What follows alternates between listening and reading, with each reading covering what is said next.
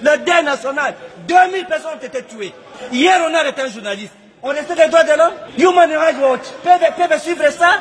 Un ministère international peut suivre ce discours. Un gouvernement de génocidaires qui est complice, excusez-moi.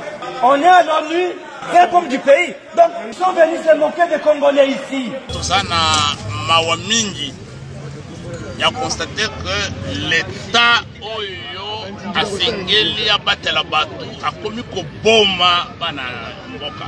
Touti kole la bande ko bakufina biso ya makala. Sikoyo bayoko Boma na siège na biso.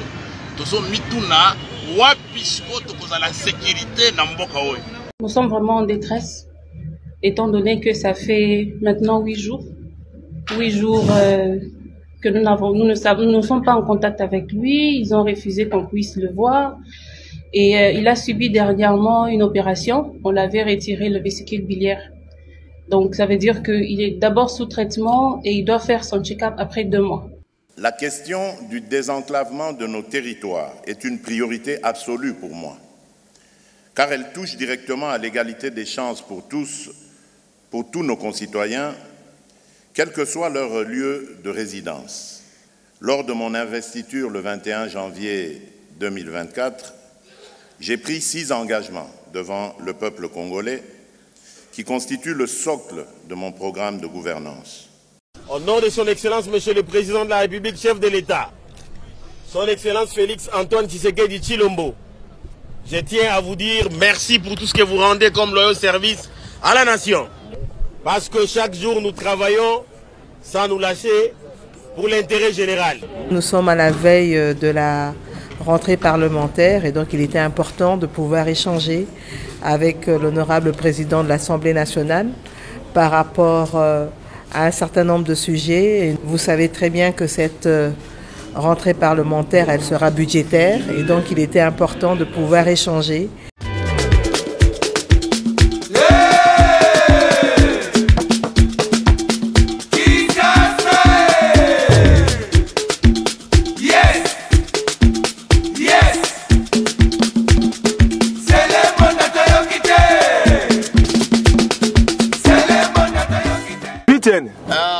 Omeli boni ne salio boy.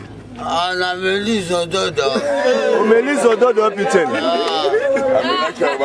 Na mela ngo. Omela ngo.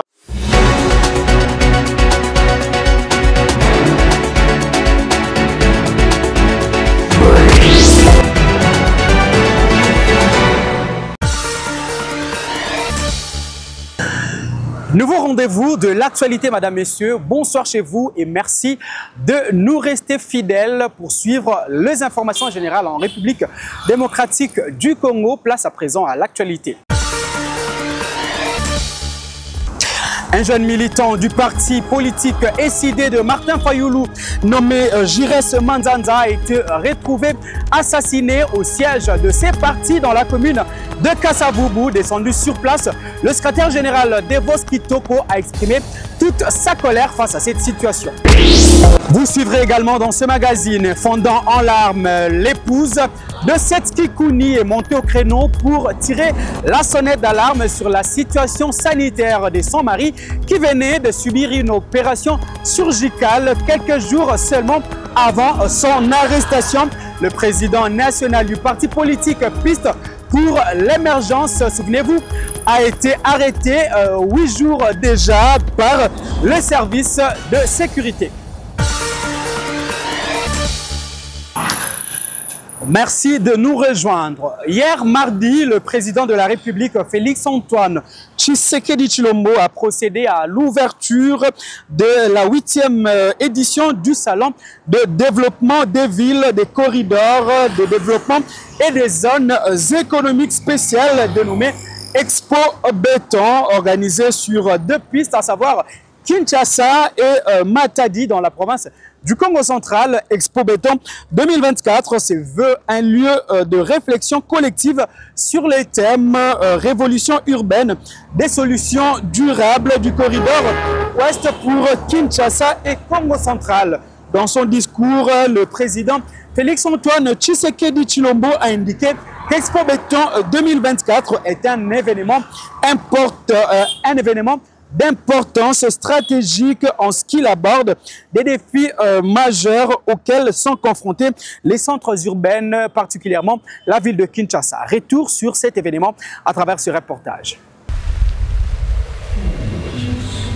Expo Béton est à sa 8e édition en République démocratique du Congo. Honoré, très encouragé par le président de la République, Félix-Antoine Tshisekedi Tshilombo, qui l'a rehaussé de sa présence. Cette édition du Salon de développement des villes se déroulera sous le thème principal « Révolution urbaine, des solutions durables du corridor ouest pour Kinshasa et le Congo central ». Expo Béton organise à cet effet des conférences et expositions du 9 au 12 septembre à Kinshasa et du 14 au 20 septembre 2024 au Congo central.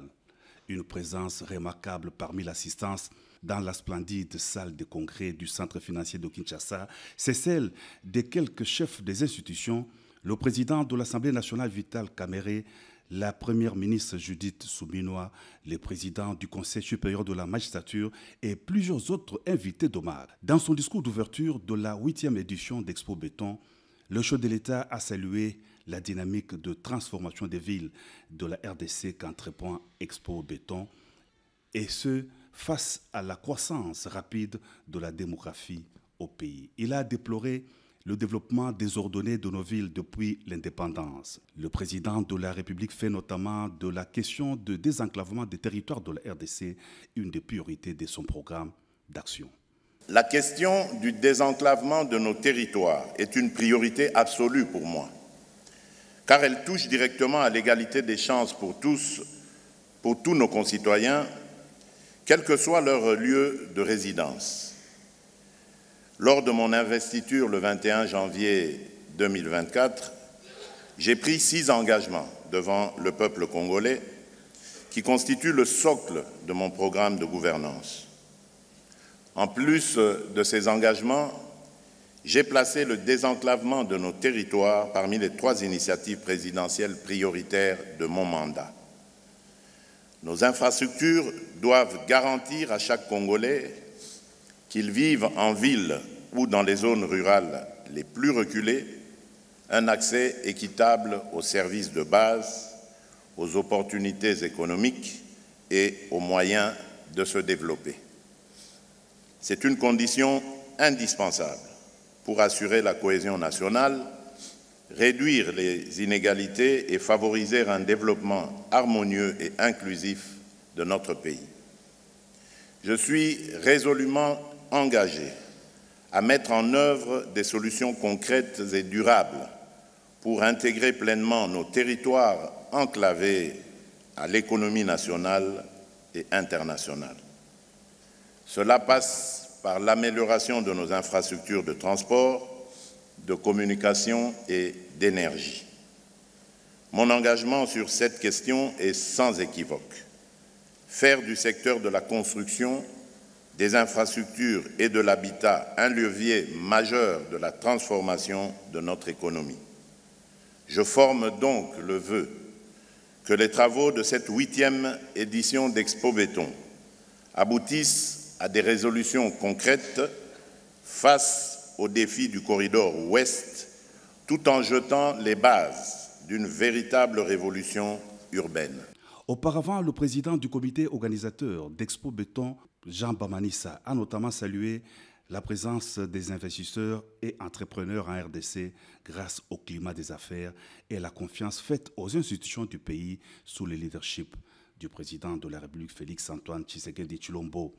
Abondant dans le même sens, le ministre délégué près l'urbanisme habitat Didier Tengelito a loué la sollicitude et la présence du chef de l'État. Il a soutenu les rôles d'Expo Béton dans la rénovation urbaine qui rendra les villes viables, améliorant la qualité de vie des populations. Le président de la République a été convié à visiter les stands des entreprises et autres exposants. Il a notamment été à l'entreprise de distribution de la marque Mercedes en RDC. L'usine monte au pays des véhicules Mercedes. La session budgétaire s'ouvre dès ce 16 septembre 2024 à l'Assemblée nationale et en prélude de cette rentrée parlementaire, la première ministre Judith Suminwa Tuluka rassure du dépôt dans les délais constitutionnels du projet de loi des finances exercice 2025 ainsi que du projet de loi portant reddition des comptes 2024 et du projet de loi rectificatif de l'année en cours. Suivez. Si vous vous souvenez bien, au moment de mon investiture, j'avais promis que j'allais mettre à profit des temps pour pouvoir discuter, échanger avec les différentes institutions. Et là, nous sommes à la veille de la rentrée parlementaire et donc il était important de pouvoir échanger avec l'honorable président de l'Assemblée nationale par rapport à un certain nombre de sujets. Et vous savez très bien que cette rentrée parlementaire, elle sera budgétaire et donc il était important de pouvoir échanger par rapport au processus budgétaire. On va bientôt, en respectant les prescrits de la LOFIP, venir déposer le projet de loi des finances pour 2025. En même temps, il va y avoir le projet de loi pour la reddition des comptes ainsi que le projet de loi rectificative pour l'exercice 2024. Donc tout ça, ça a été les sujets de conversation que nous avons pu avoir avec l'honorable président ainsi que l'honorable questeur, accompagné évidemment du ministre des Finances ainsi que du vice-ministre des Budgets qui représente le ministère du Budget. Bien sûr, ça, on va respecter les délais constitutionnels. Vous savez que le 15 septembre tombe un dimanche, donc nous serons au rendez-vous pour le lundi. Non, dire que les travaux n'ont commencé que depuis un mois n'est pas exact. Nous sommes investis depuis le 12 juin et le travail a commencé parce que nous avons été investis sur base d'un programme d'action du gouvernement qui a été validé ici au niveau de l'Assemblée nationale et donc partant de là, le travail a commencé et pour la loi rectificative, pour la reddition des comptes aussi et aussi pour le projet de loi de finances pour 2025. Donc disons qu'il faut féliciter les équipes qui ont travaillé sur ça, les experts au niveau du budget, des finances, mais aussi du plan, puisqu'il y a toute la partie macroéconomique. Et ils ont fait un travail de titan en 2 mois et demi. À cela s'ajoutent tous les échanges au niveau des conférences budgétaires. Et aujourd'hui, nous avons d'ailleurs lundi eu un conseil des ministres extraordinaire pour pouvoir valider au niveau du conseil des ministres avec le chef de l'État les 3 projets de loi. Donc, projet de loi portant reddition des comptes, projet de loi rectificatif pour l'exercice 2024, projet de loi pour des finances pour 2025. Donc tout cela a été validé en conseil des ministres extraordinaire lundi. Et donc ça faisait partie de nos échanges aujourd'hui. Et donc ce sont tous ces documents-là qui vont être déposés en respectant les délais constitutionnels. Pendant ce temps, le ministre des Finances, Doudou Fwamba Likunde Libotai, a rencontré les agents et cadres de la Direction générale de recettes administratives des GERAD, ainsi que ceux de la direction de la préparation de la reddition des comptes des PRC. Lors de cette rencontre, l'autorité des finances a exprimé au nom du président de la République, Félix-Antoine Tshisekedi Tshilombo, sa profonde gratitude pour les loyaux service que ces agents rendent à la nation. Le ministre a également souligné l'importance stratégique de la reddition des comptes, pilier opérationnel pour rassurer la redevabilité dans les dispositifs institutionnels. Suivez. Au nom de son Excellence, Monsieur le Président de la République, chef de l'État, son Excellence Félix-Antoine Tshisekedi Tshilombo, je tiens à vous dire merci pour tout ce que vous rendez comme loyaux service à la nation. Parce que chaque jour, nous travaillons sans nous lâcher pour l'intérêt général.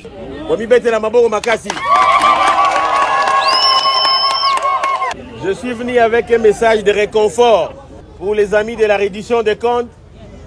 Mes sincères félicitations pour la production de l'avant-projet de loi de reddition des comptes.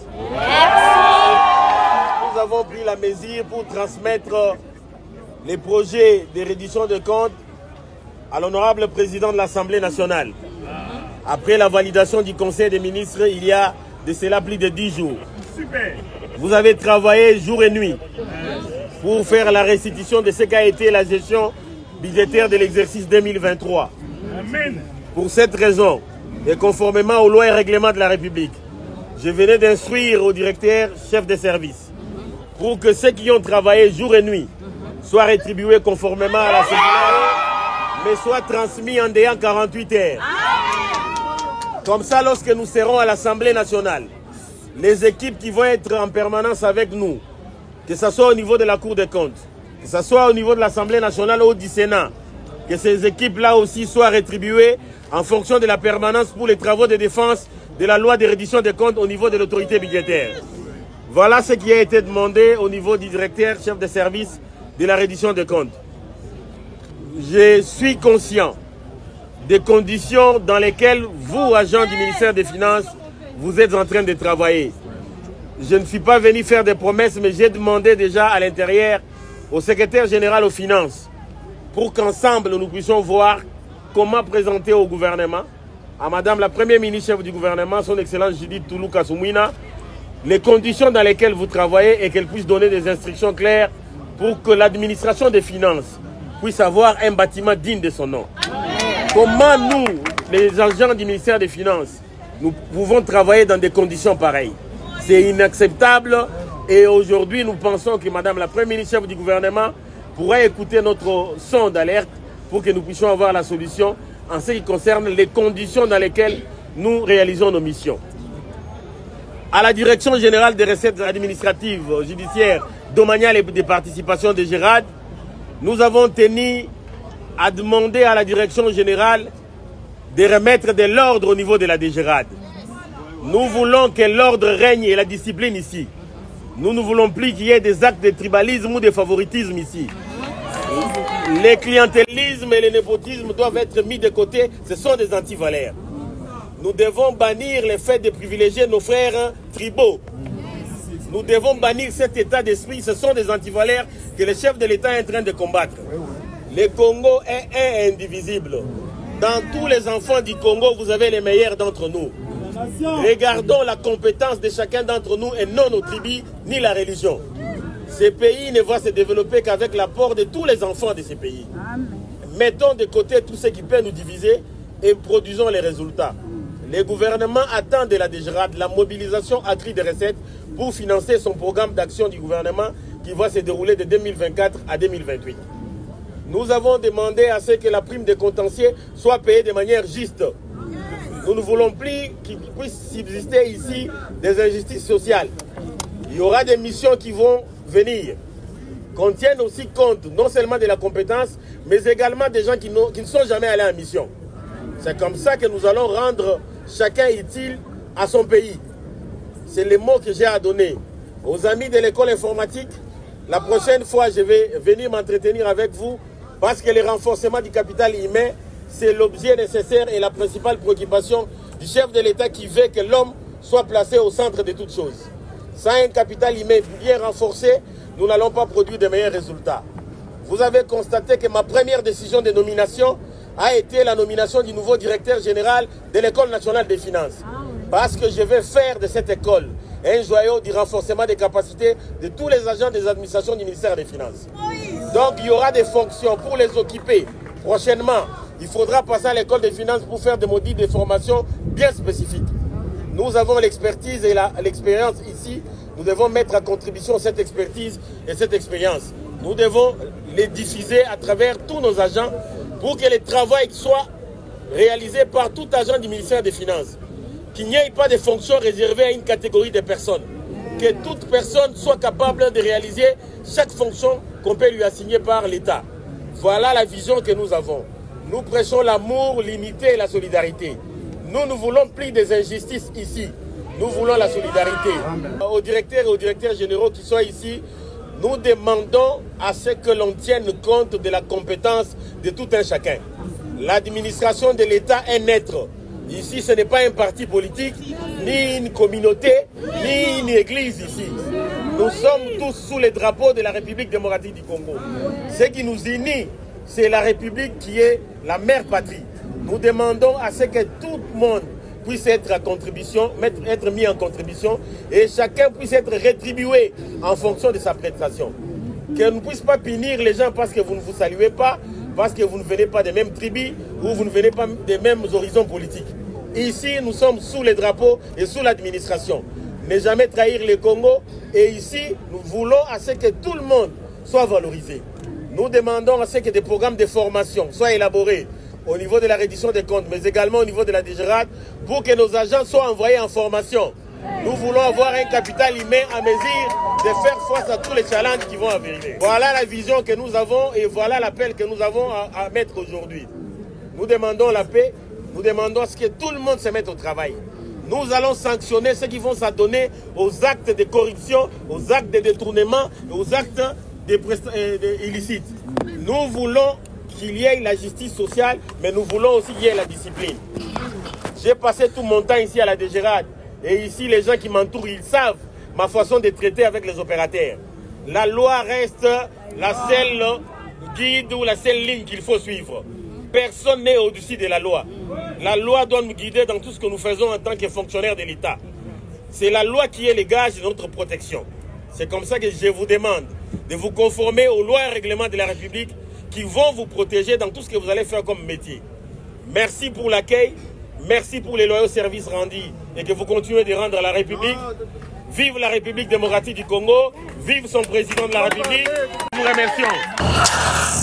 Parlons politique à présent dans une déclaration rendue publique hier dans la soirée. Les jeunes acteurs politiques, toutes tendances confondues, ont exprimé leur solidarité au ministre d'État, ministre de la Justice et garde des Sceaux, Constant Mutamba, victime, vous le savez, d'un empoisonnement, et mettent en garde toutes les personnes mafieuses qui travaillent contre la République. On les écoute.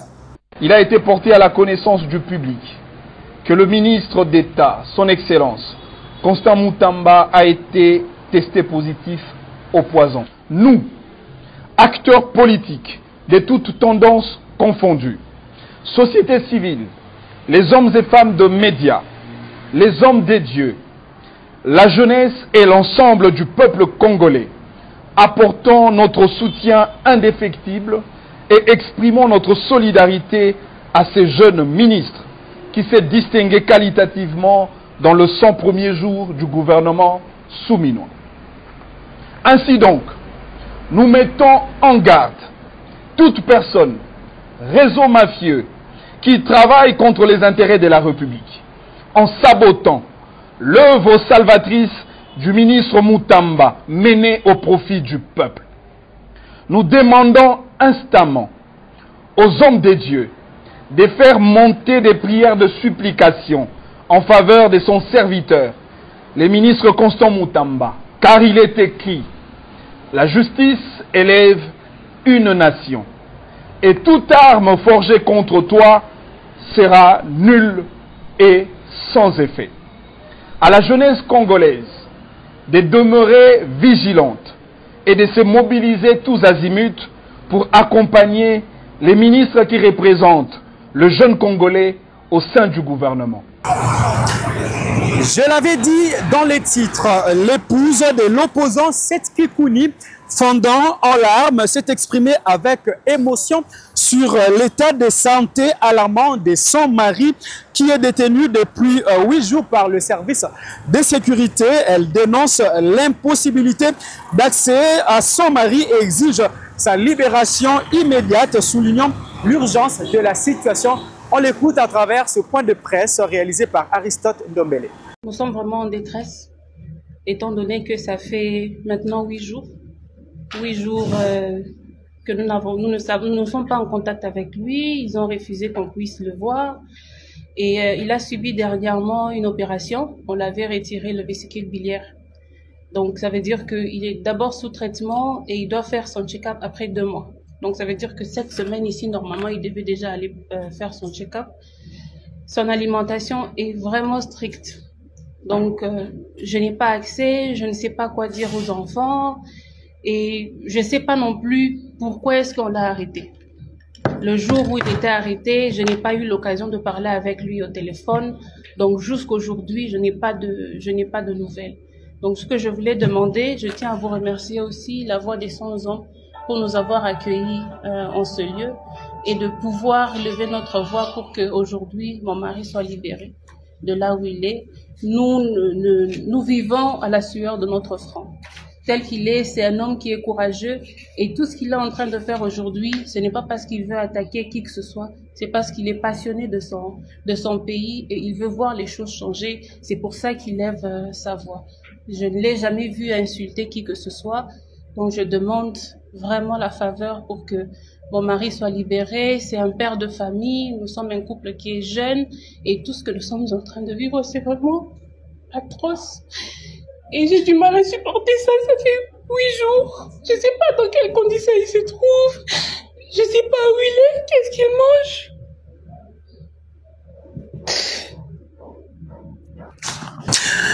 Je l'avais également annoncé à l'entame de cette édition, on l'appelait Jires Manzanza. Ce jeune militant du parti politique SID, parti cher à Martin Fayoulou, a été retrouvé mort, assassiné par un agent de l'ordre, selon les sources de son parti politique arrivé sur place ce matin. Le secrétaire général de l'SID de Vos, Kitoko, a exprimé toute sa colère face à cette situation.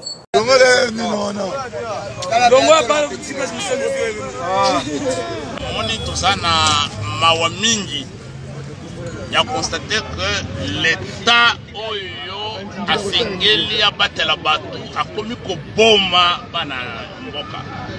Touti kole la bande ko bakufi na prison ya makala. Sikoyo ba yoko boma na siège na biso. Tozo mituna wapi siko tokoza la sécurité na mboka oyo. Yango omoni priorité na biso sikoyo ndenge possibilité na morgue puis dans la police wana akomie na est-ce que ba policier à part kokomaye technique mususu ya policier qui wana dans les kaka kokoma de musala oyo la police ayebi ceux qui veulent pas bandit on doit comprendre mais c'est la police où il y a les gens pires bayo kokoma camarade biso et puis bakebisi bango ke bilo bato fayu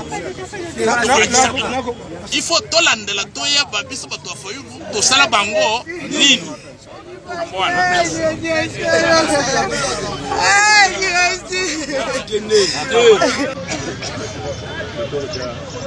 là on amène à la et vous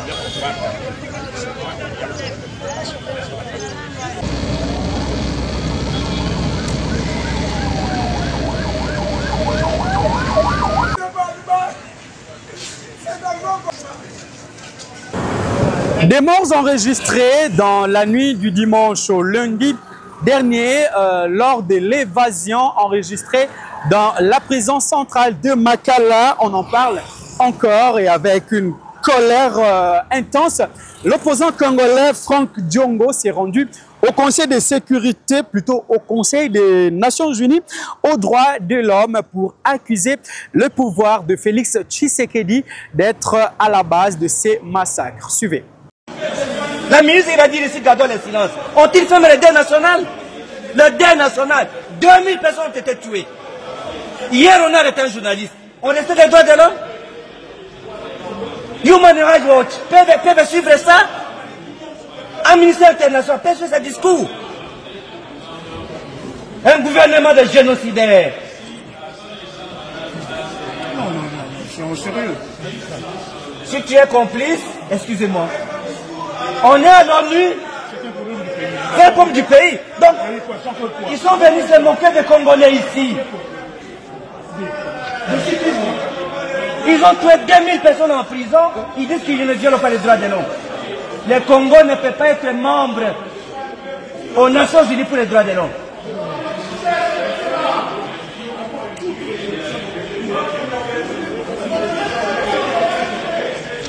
On a pris les Jean-Claude Vouemba. Oh, il a dit chapeau.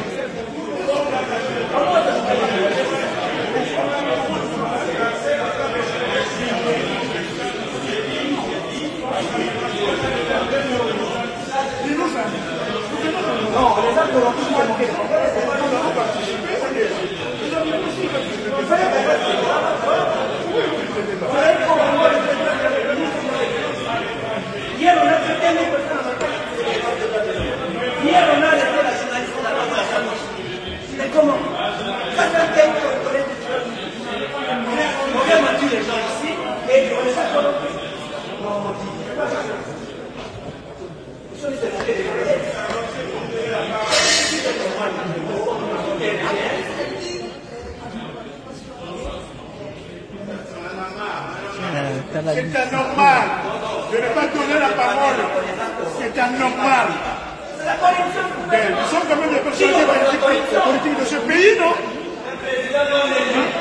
Pendant 18 ans, député national, président de l'Assemblée provinciale du Congo central, grand leader du Congo, dit, soyons sérieux quand même, il faut respecter les gens. Pendant ces temps à Lubumbashi, dans la province du Haut-Katanga, le président du Sénat, Jean-Michel Sama Lukonde, a accordé un dîner avec la notabilité de l'espace Grand Katanga au chapiteau du Pullman Caravia, en présence du vice-gouverneur de province, représentant personnel du gouverneur Jacques Kabula-Katwe en mission de service. D'entrée des jeux, le vice-gouverneur du Haut-Katanga, Martin Kazembe-Choula, a salué l'élévation de Sama Lukonde au perchoir du Sénat. Il lui a aussi souhaité un fructueux mandat à la tête de la Chambre haute du Parlement. Le président du Sénat, Jean-Michel Sama Lukonde, a pour sa part réitéré ses remerciements à l'assistance. Il est revenu sous l'accompagnement des différentes couches du Grand Katanga qui ont joué un grand rôle lors des élections du bureau définitif du Sénat. Le président Sama Lukonde n'a pas manqué d'inviter ses frères et sœurs katangais au vivre ensemble. Et donc, nous devons tous nous tenir la main dans la main, chacun dans le rôle qu'il a, ici, pour qu'on puisse poursuivre cet élan qui avait déjà été lancé par son Excellence, Monsieur le Président de la République, tant sur le volet de l'éducation, avec la gratuité de l'enseignement, le volet de la santé, avec la couverture santé universelle, le développement de nos territoires, avec le programme des 145 territoires, et tant d'autres programmes phares qui avait déjà été lancé. Et comme nous parlons de la consolidation des acquis, nous devons poursuivre avec le même élan tous ces chantiers. Et donc, c'est vraiment l'heure de se mettre au travail avec les grandes thématiques qui se sont rajoutées, annoncées par son Excellence, Monsieur le Président de la République, à savoir la création de l'emploi. Jean-Michel Sama Lukonde a aussi reçu la bénédiction des chefs traditionnels du Grand Katanga. Ces derniers lui ont promis un soutien indéfectible, ainsi qu'au président de la République, Félix Tshisekedi Tshilombo. Maombi ilikuya kusema pale mtoto wetu akuye pale vya kusema vraiment na shie Grand Katanga ilikuwa represente. Donc tuko na furaha munene sana. Ni Mpemba tunakupatia vya kusema vraiment 5 ans hii kwako utumike mzuri na Grand Katanga iko kumkongo yako, itakuwa accompagner, haitakuachilia hapana, itaaccompagner chef de l'État.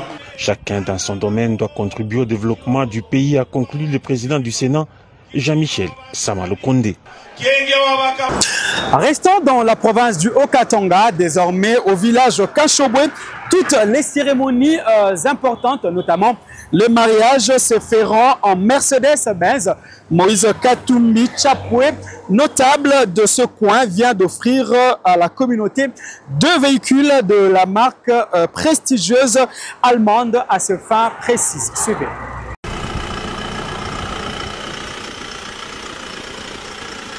Ces voitures de marque Mercedes ont été offertes à la population du village Kashobwe.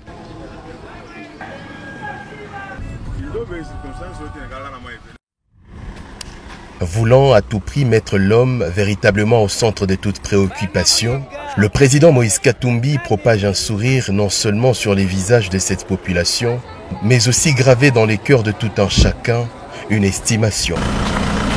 Toutes les cérémonies des mariages au village seront couronnées par ces voitures Deluxe, dans la paroisse Saint-Michel de Kashobwe. C'est la célébration d'union entre Fidel Mokebo et Chalo Mujinga, le premier couple bénéficiaire.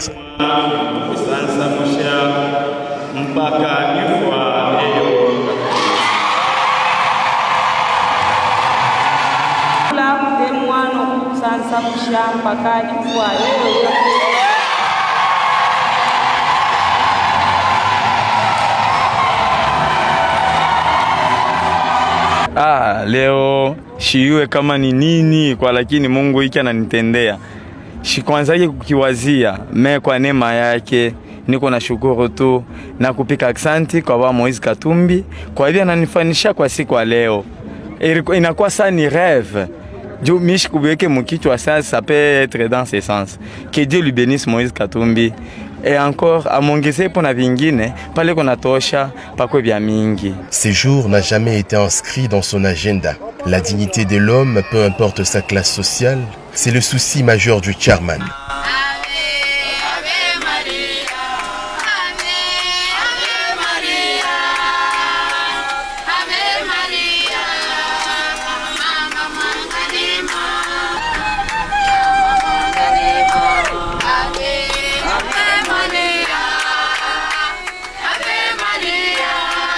Dans les rues du village, ces nouveaux couples accompagnés de leurs parents, ils ont témoigné le bienfait du président Moïse Katumbi ce dimanche dernier.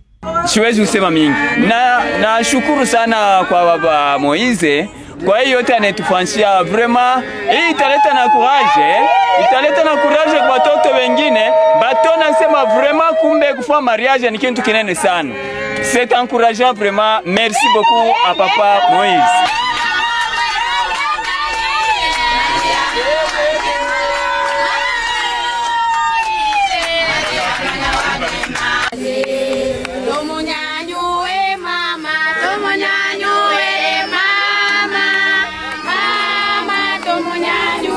Pendant ces temps, c'est à son terrain de tennis que le président Moïse Katumbi suivait de près la finale de jeunes encadrés à son académie de tennis.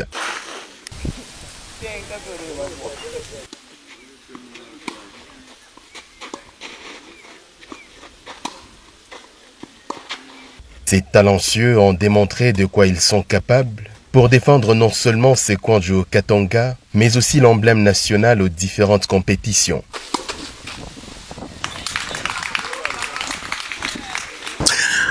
Clôturons ce tour de province dans la Chopo où les établissements scolaires déplacés suite aux atrocités lors des conflits communautaires Mbolé, Lengola en difficulté de fonctionnement, particulièrement dans la commune de Lubunga.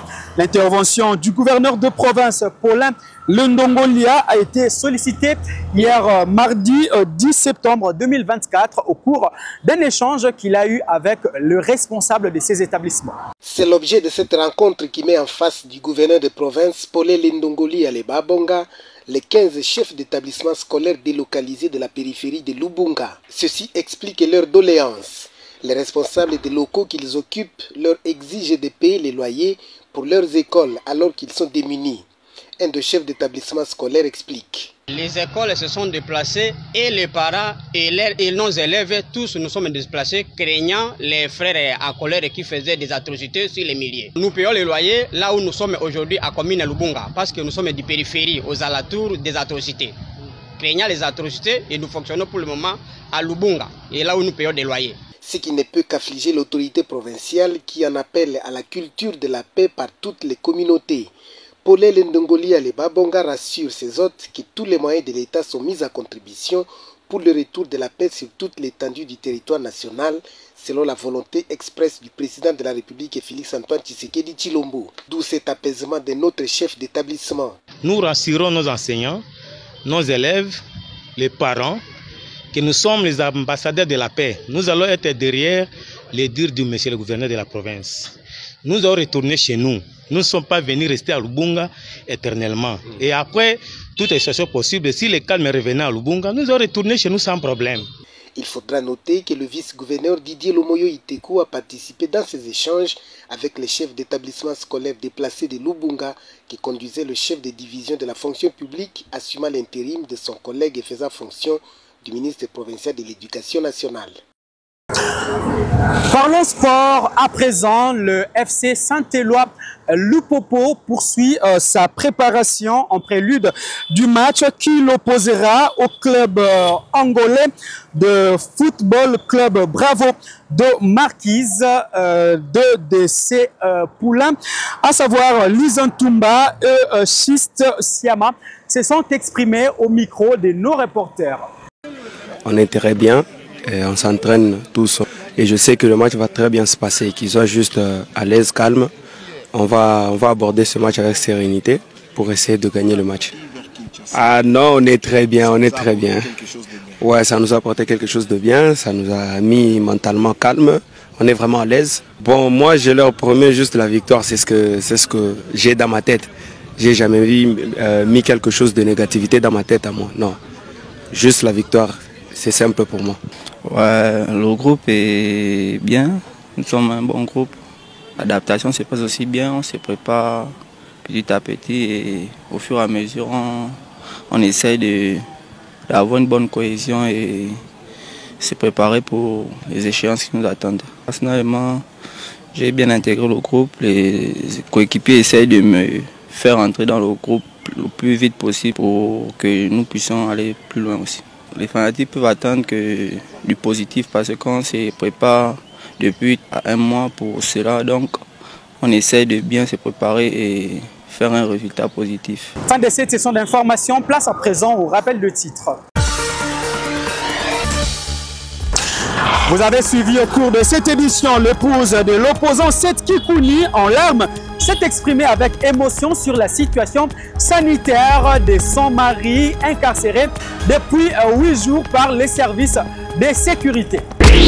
Et puis un jeune militant du parti politique SID nommé Jires Manzanza a été retrouvé mort au siège du parti situé dans la commune de Kassaboubou. Étant descendu sur place, le secrétaire général de ce parti, Devos Kitoko, attribue cet assassinat au service de sécurité dans la police.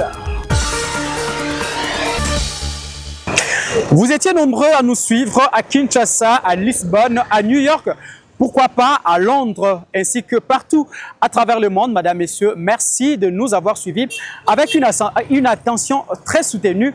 Prenez rendez-vous avec nous car l'information vous revient dans moins de 24 heures. À très vite.